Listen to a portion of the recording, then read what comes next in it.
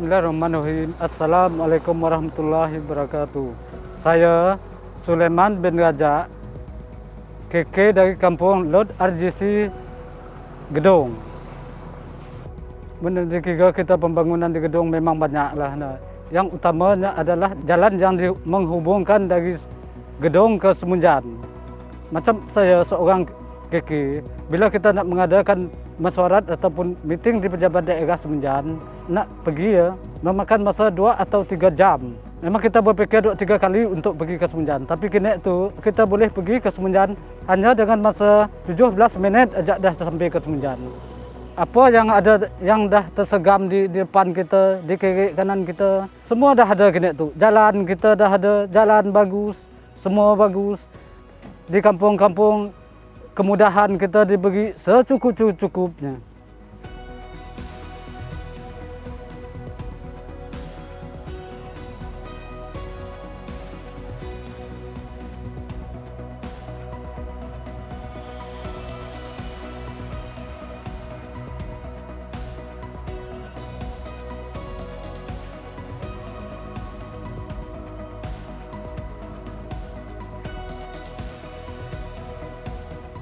Kami Haji Ali bin Haji Bujang merupakan naib pengurusi PBBN 26 Gedong, yang mana pengurusinya ialah Yang Muhammad Datuk Haji Muhammad Nordin bin Haji Majais. Antara isu-isu yang sering dihadapi ialah selalu kadang-kadang masa air pasang besar, air selalu naik banjir, acap kata orang Gedong tu, mengakibatkan banyak masalah kepada penduduk kampung. Jadi kini tu dengan inisiatif dan usaha YB kami, Datuk Haji Mat Nordin dan Ahli Parlimen Datuk Seri Haji Ahmad Nancy, setidaknya telah menambah tebingan Sungai Gedong sekurang-kurangnya dapat mengatasi masalah banjir. Dari segi prasarana, kini tu kita nanggar masjid di tiap-tiap kampung di Gedong tu, boleh dikatakan tiap-tiap kawasan dah ada dewan nyempun. Bukan saja di Gedong, malah di kawasan Pangku, kawasan Ulu Semunjan, prasarana memang dah lengkap.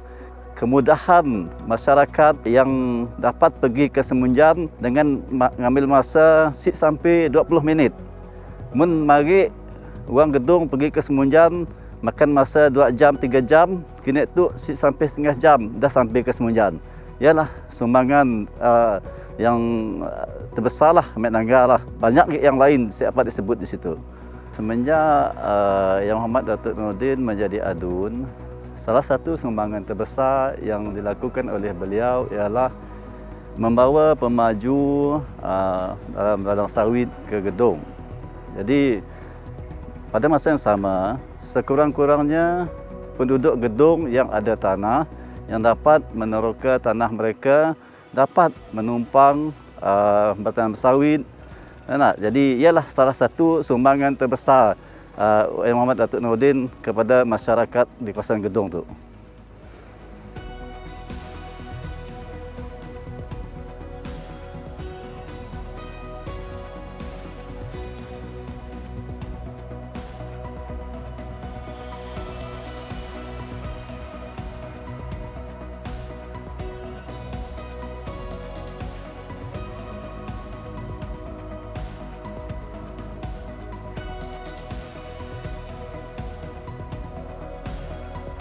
Nama Najihah binti Jamain. Jawatan belia di Kampung Gedong. Kampung Gedong ada sebuah pusat internet yang menyediakan kelas untuk belia.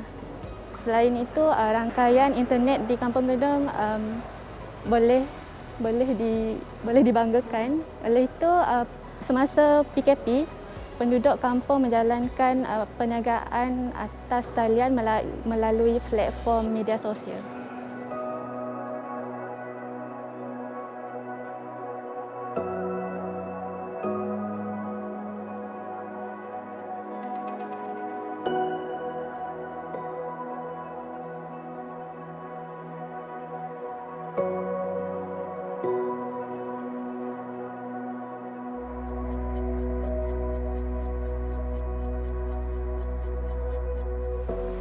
Kami Cikgu Jamil bin Abong dari Kampung Gedong, Ketua Pemuda PBB N26 Gedong. Sebenarnya Dun Gedong tu banyak tarikan seperti mana tempat-tempat lain. Tapi di Gedong tu ada special, khasnya daripada sumber Gedong yang pun. Kita nangga di Gedong tu ada macam-macam tarikan. Macam Seri Songket Gedong, susah cari tempat lain. Kemudian perusahaan parang oleh saudara Duan, special, molah parang macam-macam bentuk jumpanya. Siapa nak datang Gedong, makan mi udang Gedong ya, nang special, nang nyaman. Tak datang aja memang ada. Mi udang tu, udangnya daripada sungai di belakang saya. Sungai tu lah orang ambil udang. Daripada mi udang tadi, kita datang boleh pergi ke waterfront Gedong. Dia kita dah siap, sedang dalam pembinaan. Kemudian rekreasi bersama keluarga di Gedong. Tempat tu disediakan untuk rekreasi orang ramai. Selain dia, di waterfront tu kita boleh ngail udang, ngail ikan labang, ikan baung, macam-macam ikan kita dapat. Selain dia, kalau ada yang suka cycling, berbasikal, Gedong tu sesuai untuk acara berbasikal. Semua tempat boleh dipergi dengan senang sebab kemudahan infrastruktur jalan rayanya bagus semua. Jadi pada yang nak basikal datang aja mbak keluarga. Macam-macam ada di Gedong, datang aja.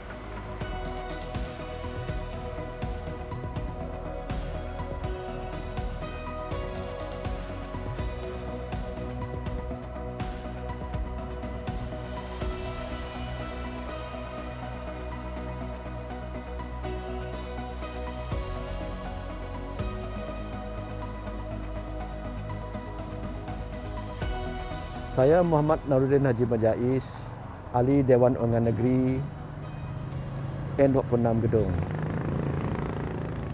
Saya memang berasal daripada Kampung Gedong, dilahir di sini dan daripada keluarga yang miskin.